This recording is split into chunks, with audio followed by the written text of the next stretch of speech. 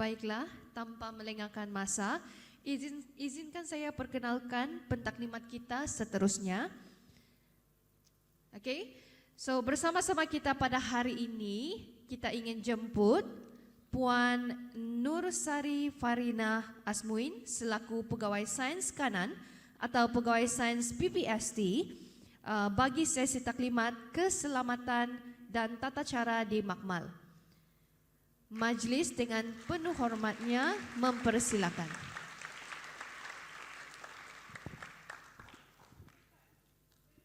Okay, terima kasih pengacara majlis. Assalamualaikum, selamat pagi.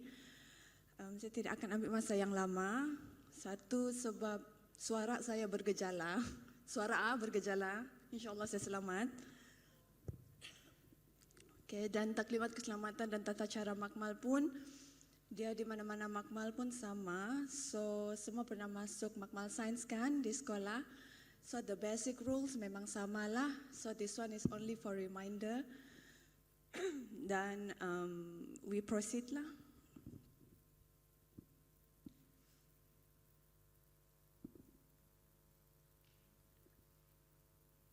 Okay, first untuk di PPST pengurusan Makmal under sektor pengurusan sains. So under sektor ni kita ada pengarah Prof Jumat tadi. Kita ada 2 timbalan yang overview all the operation. Kita ada 3 penyelaras, 1 untuk setiap kursus. I'm talking about Makmal Science, Makmal IT nanti kamu ada your own session kan. So untuk Makmal Bio kita ada Dr. Syafa, Encik Edi untuk Makmal Kimia dan Dr. Muhammad Rashidi untuk Makmal Fizik. Kita ada 3 key player pembantu Makmal. 1 untuk biologi kita ada Encik Lomi, Abang Lomi, adik Lomi pun boleh. Lomi angkat tangan. Ini Lomi. Kita ada Encik Noel. Tadi dia ke KKTM untuk clear up all the tables untuk pendaftaran, dan kita ada Encik Fendi pun tiada dengan kita sekarang. Tapi for whole pengajian kamu akan kerap berjumpa dengan diorang lah. So be friendly and be kind to them because diorang akan membantu sepanjang sesi PNP. And kamu ada saya dan juga Encik Jerry sebagai penolong pegawai sains lah. Okay, lokasi Makmal. Rasanya ni kali ketiga sudah pagi ni kamu nampak atap ni kan. Okay, kita di Makmal, di bangunan utama kita ada 3. Makmal 1, nanti bila edaran jadual, kamu just refer to the numbering lah. Makmal yang berlabel 1 semua di bangunan utama PPST. Makmal 2 semua di bangunan annex. Dan yang bernambah 3 tu di FSSA. Boleh, nanti kita akan ada satu session kira tour. Boleh berjalan-jalan lah dari ke sini supaya nanti sewaktu sesi PNP tiada yang sesat lah. Kamu ada 200 lebih. Kalau sesat 200, jenuh juga kami mencari kan. Nanti terpaksa mandi balik pula. Macam Dr. Jill maklumkan tadi. Itu utama, itu annex, dan itu adalah FSSA. FSSA lagi. Dah kenapa ni? Okay, first thing bila kita masuk tempat baru, kita kena tahu pelan tindakan kecemasan lah. Ini adalah jenis kecemasan yang kita kenal pasti. Banjir tidak masuklah sebab kalau banjir memang tidak sampai PPST pun kan. Okay, so ini semasa berada dalam lab, kita mungkin akan face kebakaran, percikan dan tumpahan bahan kimia.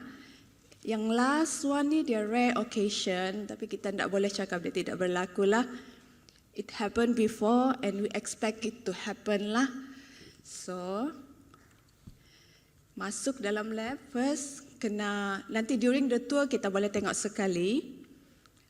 Each of the lab memang kita letak pelaluan kecemasan. Dia berupa,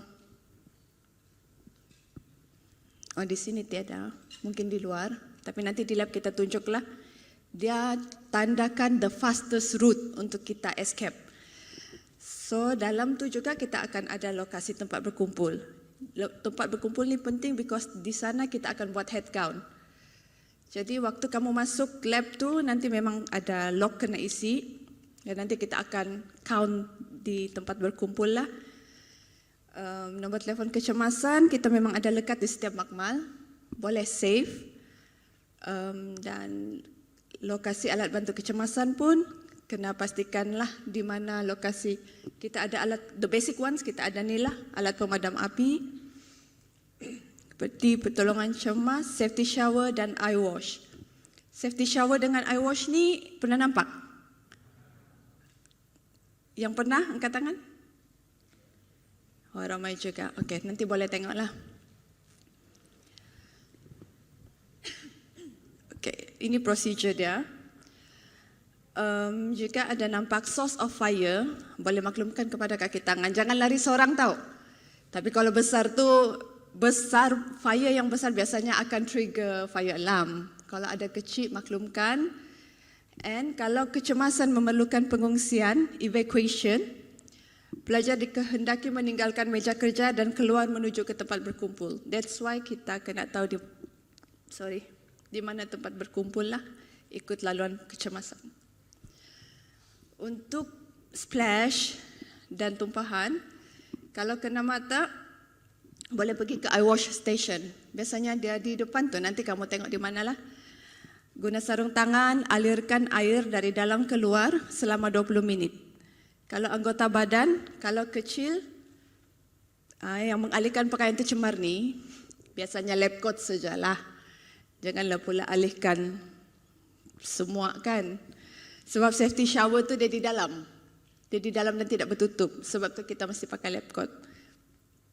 Sama juga bergerak ke safety shower, kalau setakat tangan pergi sinki. Pencucian pun memerlukan 20 minutes lah untuk make sure kita betul-betul cuci everything. Untuk tumpahan bahan kimia yang ini maklumkan dengan kaki tangan because we don't know the hazard, the concentration of the chemical. So inform the lab assistants or demonstrator and yang akan guide atau dia orang akan bersihkan lah. So avoid to lap sendiri.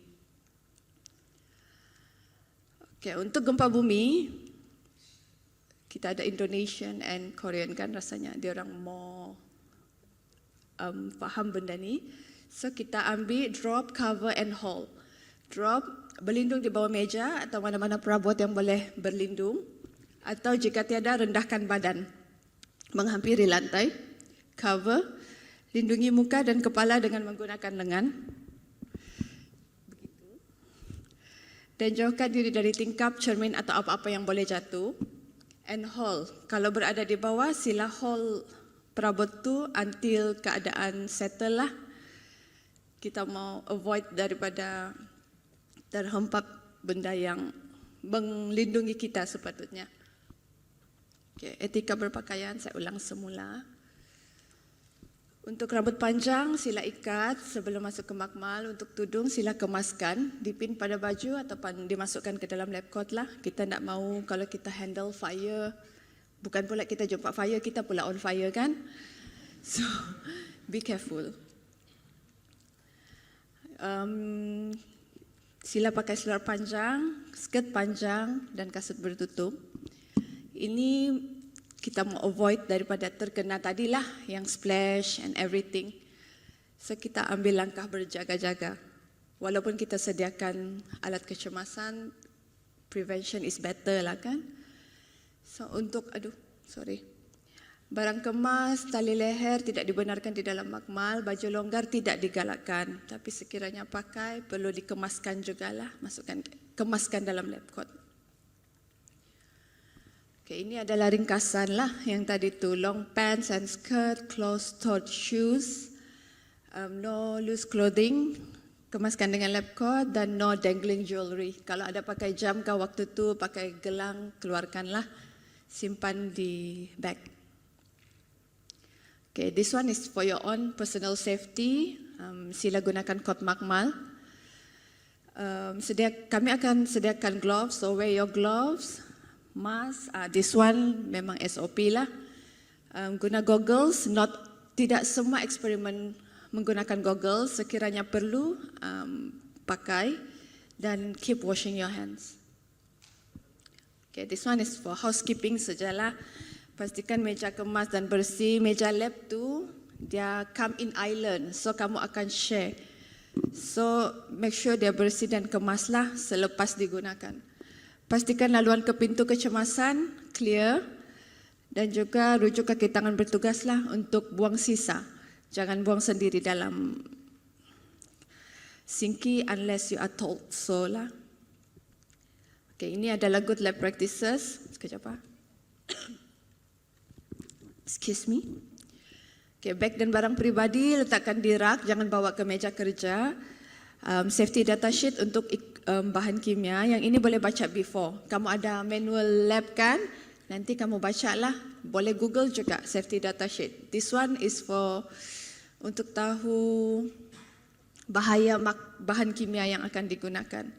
Membaca manual penggunaan sebelum guna alat dan juga isi buku log makmal dan log peralatan makmal. Yang ini kita ada sedia physical book dan kita ada sedia QR code juga, so refer to your lab assistant lah.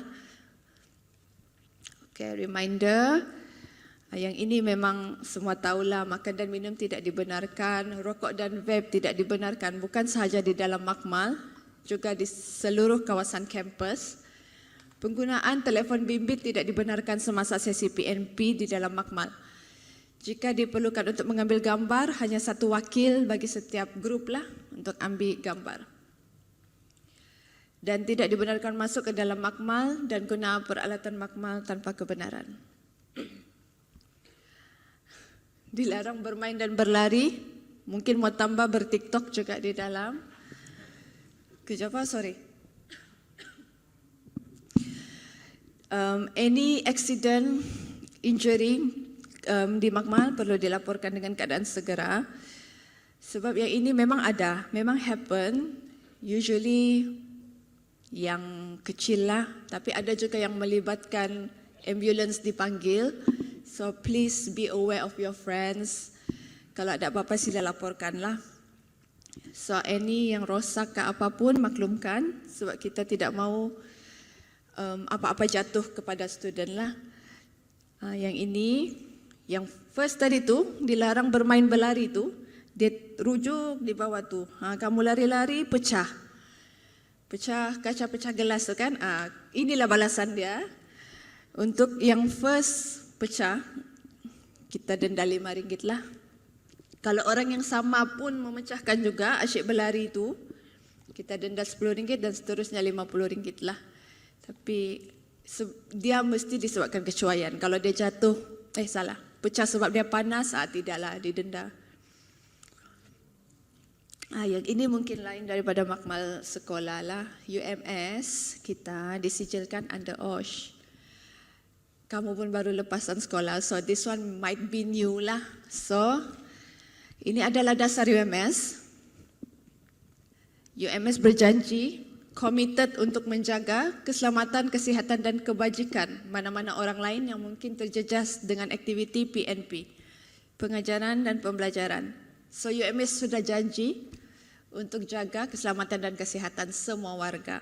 Tetapi dia bukan janji kosong, dia janji dia bagi procedure. Procedure ni kita kena penuhilah. So ini adalah contoh-contoh accident yang happen dalam lab. We want to avoid being on the news, satu. Yang paling penting kita mau avoid ourselves from involved in accident lah. Okay, ini adalah procedure-procedure yang UMS sediakan. Nanti kita akan we find ways untuk bagilah. So saya just go through. UMS sudah sediakan pelan tindakan kecemasan. Yang inilah yang macam saya maklumkan tadi. Yang ini dia tetapkan juga setiap insiden yang dilaporkan mesti disiasat. So nanti kamu akan nampak nih di makmal, any accident yang saya cakap tadi itu, kamu boleh scan dan report. Nanti kita akan ambil kaki tangan yang dilantik untuk menyiasat kejadian lah. Keselamatan makmal, procedure pun saya sudah tetap maklumkan tadi, sama juga. Keselamatan bahan biologi pun telah dimaklumkan tadi, sebarang apa yang perlu dibuang, digunakan, kena rujuk pembantu makmal dan kaki tangan bertugas. Bahan kimia pun sama juga, sila rujuk, jangan guna atau keluarkan bahan kimia sendiri. Okey, yang ini pun sudah dimaklumkan tadi, pemakaian pelitup separuh muka. So, itu sahajalah. Have a fun and safe learning experience with us. Thank you.